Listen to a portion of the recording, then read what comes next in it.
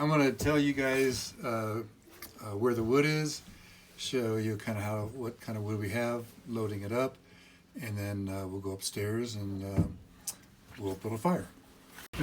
So the wood room is down these stairs. Here's the storeroom at the bottom of the stairs. Lights on the left. Lights on the left. Here's the light right here. On the right. Well, yeah, on the right. And there's the big pile of wood, and here's the kindling.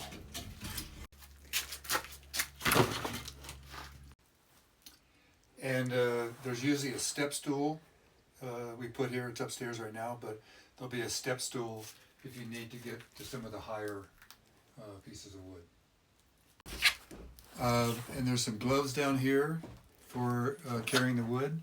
Will be on the bench here, and these gloves go up next to the stove, so when you're loading the stove you can use these. And because we usually take our shoes off, if you're wearing boots and you don't want to walk up the stairs in the boots, you can have someone meet you halfway. Just like this. I'll carry it up now because I don't have my shoes off. But if you can't find out somebody, if you want to take your boots off, it's okay. It's just water. You load those up, you stack it in the wood cradle, wood rack. So after you've gotten the big pieces for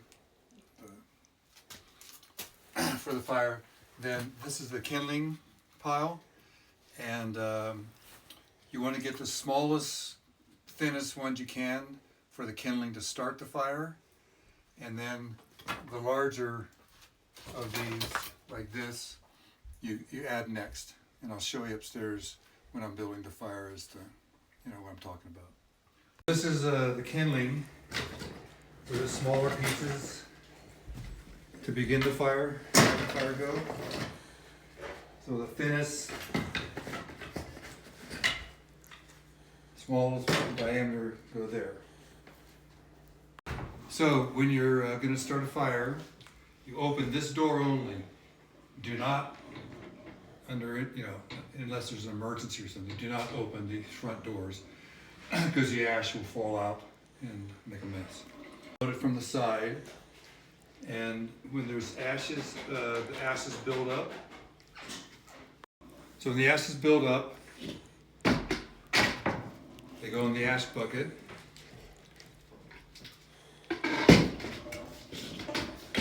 And you can take this to the recycling center along with the trash, and there's a specific bin for fireplace ashes.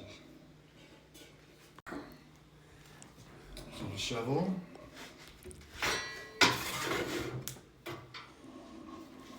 And you just put it in here.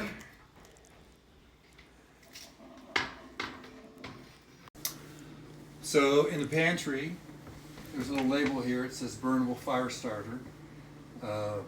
That's all the paper, and it goes all the way down into the box, so you should have plenty of paper when you're here. And when you're building a fire, do not scrimp on the paper. Use a lot of paper, and otherwise you'll have to start all over again. There's also some cardboard here, like egg cartons, these paper things from a restaurant.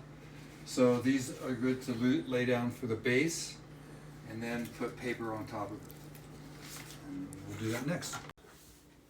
So on the bottom, first I'm going to put in an egg carton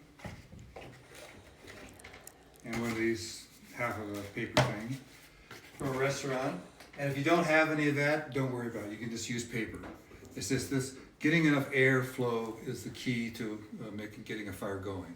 So having a little bit of, if you do have paper or thin cardboard from a cereal box or something, you can tear it up and crumple it up, put it on the bottom along with the other paper. So now, starting to fold this up, what a good thing is, invite your friends. Invite your friends and family. Yeah. Come have a paper crumpling party. You can You can play catch with it. Okay, y'all, I don't have a lot of time here, Yeah. so Okay, all right. You come need on. A lot of paper Okay. and Lister runs. Okay, so start throwing it in the. So anyway, yeah, one person crumbling, the other one's, putting it in here, and you need a lot of paper. Okay.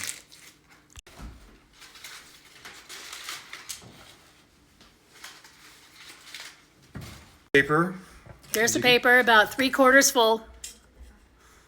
Okay, go. and then just take the smallest you can find.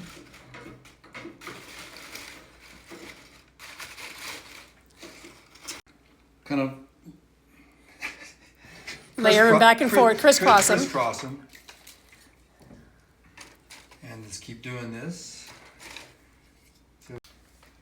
Okay, now the kindling's on the upper part. It's pretty much stacked to the top. And now for the climactic moment of lighting the fire. Okay, here's the little clicker for the fire. And there's matches in there. This goes out. There's another extra one in the kitchen drawer too.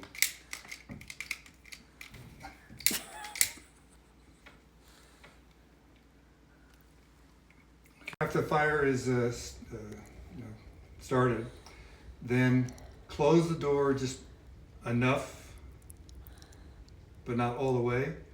You want to get enough air flowing in when the fire is first starting. So don't close it and walk away. To get a good fire going, you're going to need about a half an hour of concentrated time at the beginning anyway, to make sure it's going, and then you start feeding it. The handle for the fire door to open and close it with is right here, where all the dirty spot is. You'll be able to spot it. And then once you have the fire going, there's a damper here. Do not touch this, because it's supposed to be open. This is an old stove, so the damper doesn't work that well. So I don't want it to get stuck on you guys, so make sure that this is open. Okay, so the fire is going pretty well. After it gets to this point, you can start slowly adding some of the larger pieces. Kindling is the smallest. These are, I don't know, mid-size. And these are the logs that will last longer.